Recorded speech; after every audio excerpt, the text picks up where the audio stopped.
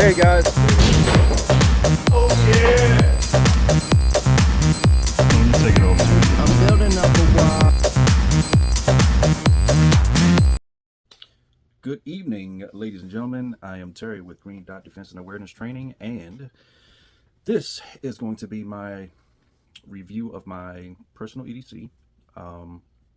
I spent a little bit of time researching before I chose this particular firearm because of various factors. There's a 10-round capacity deal, which is not, so much of a direct reflection of this particular firearm, but that is part of this package. So, I wanted something mid-size. I wanted at least a 4-inch barrel. Fortunately, limited to a 10-round capacity in the great state of DC, not state but city, District of Columbia. So that part, and I like the profile. Let's just do it. Let's just introduce the FN 509 MRD Midsize. Midsize would be a 15-round magazine if it were its full capacity, which it is not because we have compliance issues here. So that's just a clear check, so you can see there's nothing in the chamber.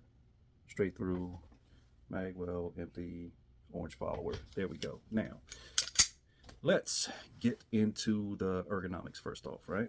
Because little squatty palm guy, so I need 2 inches from the undercut to the mag well, essentially, to make sure that I can get these mitts on here comfortably, right? And that's really right there on the end, with the magazine in there. It gives me a nice little, little definitive lip there on the very end, and it fits this little squatty palm just the way that I need it to fit it, right?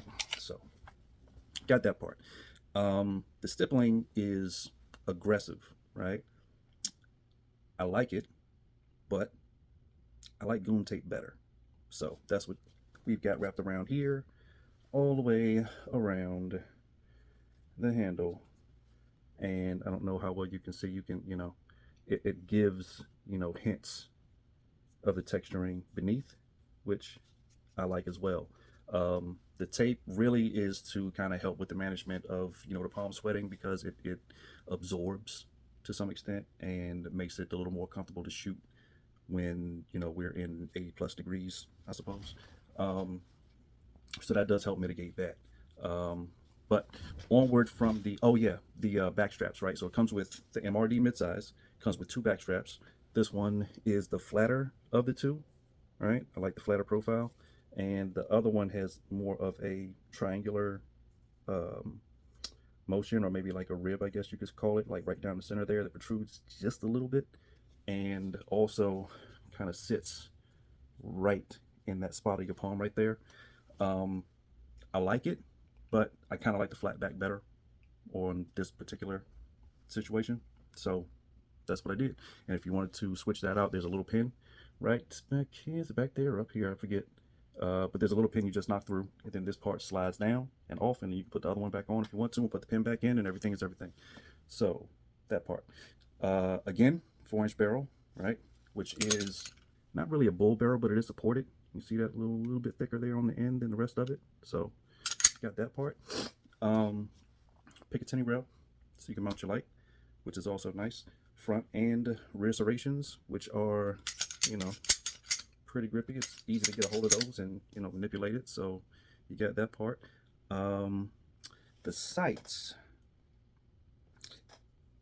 they work. Not a huge fan of the sights because they're just blacked out, right? And if you can see that there's nothing on it, right? The front or the rear. It's just kind of plain. I'm sure you can see the dot there in the back, which should be sitting right over top of that front sight. So you can get a nice little co-witness on that. They are suppressor height sights, which is beneficial. But, a little bit extra if you want to, have a front sight that's a little more visible. Optics plates, there are 3 different optics plates that, basically give you the option to put whatever optic you want to put on here, because it does come optics ready, which is a big plus. And one of the main reasons that I chose this one specifically, because I knew I wanted an optic. So if I had decided to get something that was not optics ready, I would probably have to send it off and spend another $200 to get it prepped for the optic that I want. So that has to be considered in the price. And this one ran somewhere in the neighborhood of $730, I believe, from Gunbroker. So that is what we did on that there. I know you guys are just like, why does he keep switching it around? So you guys can get a good idea of the profile. Like, it's a very, very attractive little option there. It's about the same footprint as a Glock 19, and fits in the palm nicely. So you got ambi controls, full ambidextrous controls here with the mag release right there, and on this side here, right? Mag release works both ways, and you have the slide release on this side and on this side. So you do have full ambi controls, right? And that little slide release right there, you can see the little grooves on it. It is very friendly in terms of, oops, there we go. It is very friendly in terms of just like being easy to grip and just engage, right? So, and I did that with my little first finger, my little squatty palm first finger there. So it's really not that difficult to engage, and just as easy with the thumb. So no problems there. Mag release, thing pops right on out. You just catch it right there. Yeah, pops out nice and easy right there. If you want to catch it on the first finger, right there, trigger finger. Not as easy, but maybe the middle finger. Oh, that's a breeze. So middle finger on that side, thumb on that side, full ambi. Big deal if you end up having to use your offhand to use your firearm.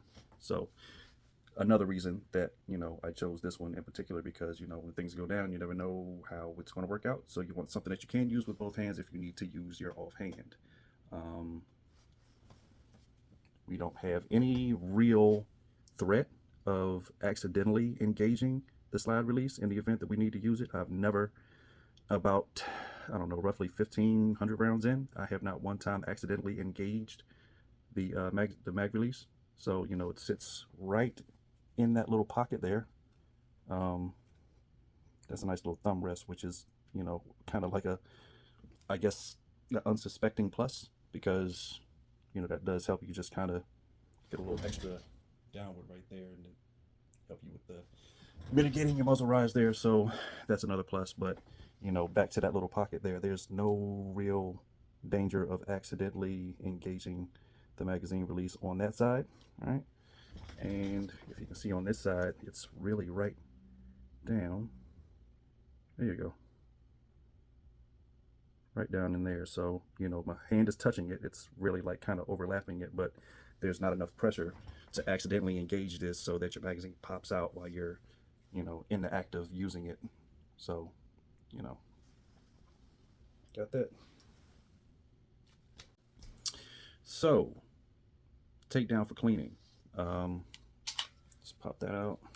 Make this back. So this little lever here, takedown lever, just push that down. Get that, slide off, right? Then you've got your recoil spring there, two-stage recoil spring.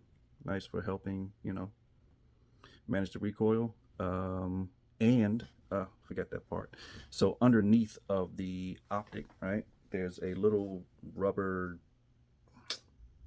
bushing, I guess, a little circular piece of rubber that sits down on the underside there. So it helps, it kind of creates tension from the underside on the screw, so you don't really have to use Loctite on the screws, which I have not used up to this point, and I have had zero issue with, you know, the optic moving or holding it zero, like it is on there, steady and secure, and haven't had any problems with losing my zero. So there is that. Back on there,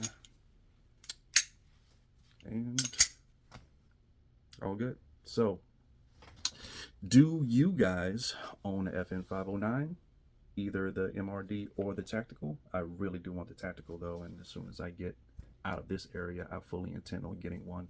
That extra ½ inch in the barrel, the extra velocity and accuracy is just, it's just a plus. Like, you know, if you can have a threaded barrel, I don't see why you wouldn't.